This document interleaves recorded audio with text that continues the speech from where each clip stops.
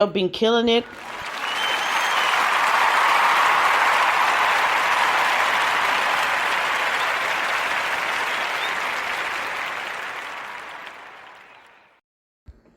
You're the real MVP. Honestly, I have nothing I could say bad about all these nice plates that I'm seeing left and right. Ce confinement-là, ok, je sais pas pour certains d'entre vous, qu'est-ce que ça vous a amené de plus, fait réaliser, vous a fait perdre. Moi, je trouve que le confinement a permis à plusieurs personnes de se développer davantage et devenir plus créatifs. Certains sont devenus plus indépendants. Certaines personnes sont devenues plus économiques. Certaines personnes ont investi sur leur capital humain, donc dans la lecture ou s'inscrire à un cours, un programme quelconque pour exceller après la récession. Parce que c'est ça qui arrive là, actuellement. Ça va venir super difficile. Les choses vont venir super chères aussi. Donc, ça va être très, très, très complexe pour nous. Bon, sur le but d'achat.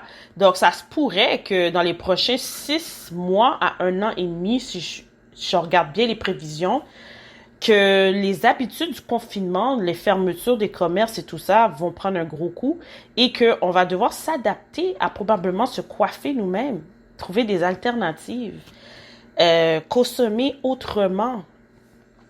Le télétravail, c'est de quoi que j'approuve à 115% parce que ça réduit le trafic sur la route. T'as pas de stress d'être en retard au travail à cause du trafic. En passant, ça c'est un message que je passe là. Je parle de plusieurs sujets, un après l'autre, puis excusez-moi, mais ça passe dans mon esprit d'en parler avant d'entamer le sujet officiel. C'est que, regardez très bien, si on met toutes les personnes qui peuvent travailler de la maison, ok, officiellement là, ta job te confirme, vous allez continuer à travailler à la maison de manière permanente. Les conférences se feront par Zoom. Les conférences n'exigeraient pas des déplacements. Les documents qui doivent être signés ou quoi que ce soit va vous être envoyé par la poste. Vous pouvez le récupérer à un bureau X, puis vous le signez et puis vous le remettez dans la boîte. Vous comprenez? Il y a plusieurs alternatives possibles. Si on retire tout ce qui est possible d'être fait à la maison, en ligne, le trafic va être réduit de facilement, je suis garantie, au moins 55%. Je dis 55%, c'est beaucoup. Je vais vous expliquer pourquoi. 55% des personnes se déplacent de la maison pour aller dans un bureau, n'est-ce pas? Pour aller dans un hôpital quelconque, si c'est des personnes du milieu de la santé. Pour aller à l'école, les enseignants, les élèves, les étudiants se déplacent en transport en commun. Ça va toucher beaucoup de secteurs industriels. Let's not argue about that. We can see it. It's obvious. On nous montre aussi, on nous l'avait déjà montré avant, comme aux États-Unis, on voyait beaucoup de blacks, des enfants adolescents qui passaient leur cours en ligne facilement, puis qu'ils étaient admis pour un bachelor, ou vous avez eu des cours universitaires parce que eux ils ont appris tout ça en ligne. C'est pour vous montrer à quel point que vos enfants peuvent bel et bien rester à la maison et apprendre. Puis, tu sais, je comprends les parents disent, ouais, mais ils n'auront pas de vie sociale, puis tout ça, nanana. Ok, je comprends cet aspect-là. Je le comprends à 100%.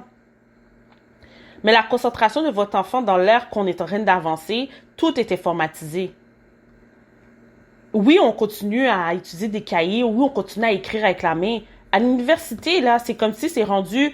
Tu fais tout tu peux enregistrer ton professeur, par exemple, puis que par la suite, tu réécoutes ton cours concentré. Malgré que tu es en classe, tu prends des notes, right? Mais tu peux réécouter ton cours puis approfondir tes notes davantage puis en lisant ton livre qui te suggère de lire, par exemple. Imaginez si vos enfants sont déjà à cette ère-là puis ils vont devenir avancés sur l'université, va pas être difficile pour eux.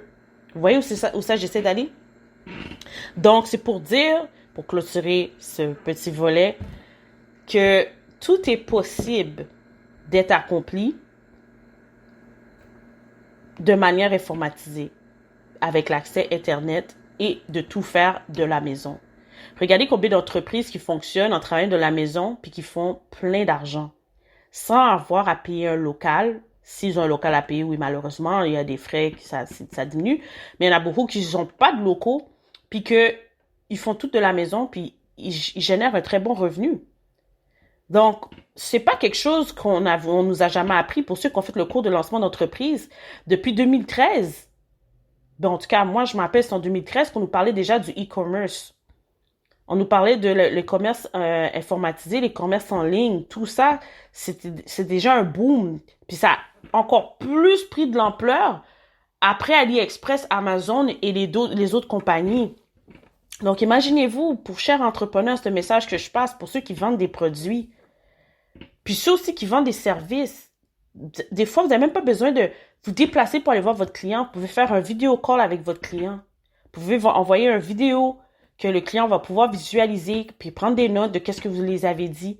Puis à partir de là, si ce client-là a besoin de vous parler, ben, il va pouvoir vous appeler.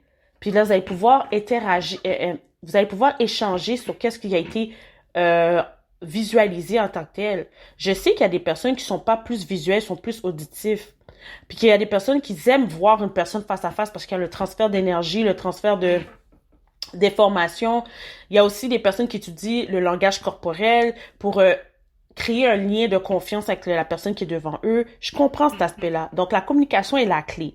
Donc, pour ouvrir mon sujet sur la sexualité et la spiritualité, je vous mentirai pas que en ayant fait des cours en psychosocial, victimologie, criminologie et intervention d'urgence, la sexologie maintenant est un cours que je fais. Et j'ai pris un cours aussi sur la maturité et la vieillesse au niveau psychologique et au niveau cognitif émotionnel. Pourquoi? Mais je dis, la sexualité est quelque chose qui n'est pas parlé vraiment en détail dans la communauté haïtienne. C'est un sujet qui est encore plus ou moins tabou, tout dépendant de quelle génération ou de quelle famille tu as grandi. Le livre que je vais écrire en tant que tel, que j'ai déjà commencé, it's a tell-all book. But, j'ai un livre que je me concentre pour les adolescents. Pourquoi? Parce qu'il y a des choses que on a pu savoir, tout dépendant de la façon que vos parents vous ont éduqué au niveau de la sexualité, tout dépendant de la façon que votre famille aussi communique. Parce qu'on va pas se cacher, des familles que malheureusement ils ont un problème d'expression, ils n'arrivent pas à exprimer comment ils se ressentent, ils n'arrivent pas à parler de leur passé en toute transparence et sincérité. Puis qu'ils garochent ça à la dernière minute, la plupart, quand il y a un événement tragique dans la famille ou que quand ils arrivent à leur vieillesse, ils commencent à s'ouvrir un peu plus parce que là, ils jugent que tu as un niveau de maturité qui peut recevoir certaines informations, qui est tellement faux. Si on a grandi dans un système développé, on a un niveau d'éducation, on grandit face à notre environnement. Fait que ça fait en sorte que, exemple, si on dit, selon l'étude de Freud, qu'un enfant à partir de 4-5 ans, commence à constater comment son corps fonctionne plus ou moins, malgré qu'on dit c'est autour de la période de puberté. Pour certains, il y a des filles, c'est à partir de 10 ans, il y en a d'autres, c'est 12 ans. Puis que il y a des filles qui ont leur menstruation à l'âge de 10 ans, il y en a qui ont leur menstruation à l'âge de 12 ans, il y en a qui en ont même à 14 ans leur menstruation. Donc, ça joue beaucoup les âges. Mais de la même façon qu'il y a des filles et des garçons qui ont leur première relation sexuelle durant leur adolescence. Il y en a qui ont leur première relation sexuelle dans la vingtaine aussi, trentaine, puis quarantaine, tout dépendant. Qu'est-ce qui aurait été important d'être éduqué et mentionné par nos parents que nous, on pourra changer ceci? Et c'est un message que j'envoie aux parents qui ont des adolescents ou des enfants. Il serait grandement apprécié de pouvoir élaborer ce sujet-là en profondeur, de comment ton enfant se ressent face à le sexe opposé, comment votre enfant se comporte aussi face au sexe opposé. Là, je parlais avec les adolescentes. Les adolescentes, chères filles, je comprends que là, vous êtes en période de puberté, puis là, ok, I got my lace on pour ça, pour celles qui, là, ils ont leurs parents le budget de leur donner des laces, de leur donner des perruques, de faire des tresses, de mettre la permanente, que je suggère pas de mettre la permanente, s'il vous plaît, parce que ça donne des problèmes de fibromes, des problèmes kystiques, des problèmes aux ovaires, s'il vous plaît, message, do not put perm on your daughter's hair, please.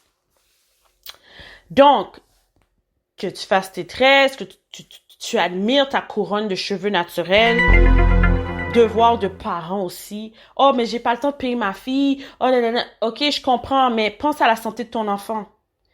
Comme, tu peux apprendre ton enfant à faire ses cheveux graduellement avec l'âge, elle va devenir plus indépendante. Fait que ça te sort une tâche de moins à faire. Vous comprenez ce que je veux dire? Tu sais, on doit laisser nos enfants être des enfants. Faut arrêter cette affaire de fratrie là, ou de donner des tâches de parents à vos enfants. Donc vous êtes en train de les couper d'un cycle de jouissance de leur jeunesse parce que là ils prennent des responsabilités de vous que vous n'êtes pas capable de gérer ou que vous voulez pas prendre en considération. Regarde, il y a rien de mal de dire à ton enfant, excuse, peux-tu aller mettre les vêtements dans la laveuse, tout ça, puis quand c'est prêt, sur de mêler dans la sécheuse, s'il vous plaît, fais ça pour mamie. Ok, il y a rien de mal que tu as une conversation avec ta fille, tu parles un peu de sexualité ou ton fils en pliant les vêtements quand ils sont dans la chambre, par exemple. Vous avez une conversation sur la sexualité. Pourquoi je prends le temps de parler de ça? C'est parce que dans mon cours de victimologie, on a parlé en général des abus sexuels. Puis, il s'est sorti que à un très grand nombre de pourcentages que la première position des agressions sexuelles sont commises sur les enfants qui sont adoptés. Et les agressions sexuelles sur les enfants, c'est rien de nouveau. Et en deuxième position, c'est sorti les agressions sexuelles par un ami proche ou un membre de la famille. Si vous prenez pas le temps d'expliquer à votre enfant c'est quoi le sexe, ou c'est quoi qui est inapproprié comme attouchement sexuel, par exemple, qui fait partie d'un comportement qui est pas adéquat. Votre enfant, si lui, il a jamais connu c'est quoi ça, puis il pense que c'est normal, ben, cette personne-là va continuer à faire ce qu'il veut faire avec, en le gardant dans le silence, en lui donnant des cadeaux.